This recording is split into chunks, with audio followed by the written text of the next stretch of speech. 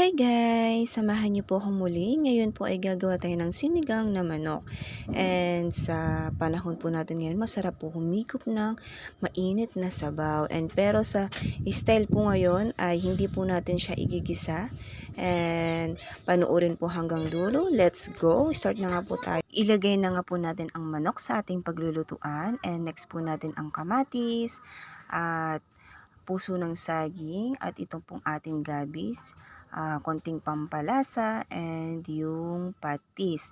Yes guys, yan pagsasama-samahin na po natin lahat at maglagay po tayo ng tubig.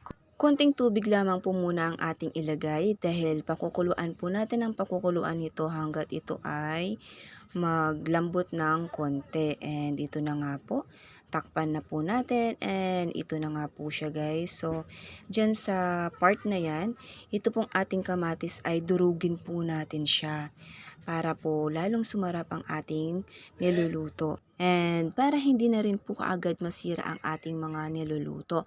Lalo na po kapag ito po ay may kamatis. Pero sabi nga po nila kapag ito po may kamatis, kaagad po siyang masisira.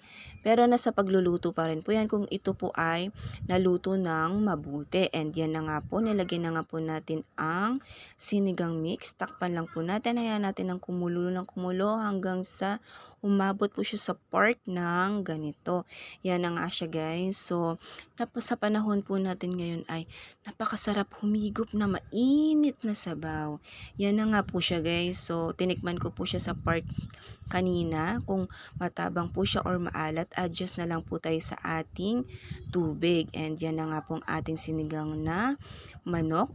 Dahil sa amin lang po ito, kinumpleto ko po yung sangkap na gulay. And naway may natutunan po kayo sa aking vlog na video na ito. And thank you for watching. Ingat!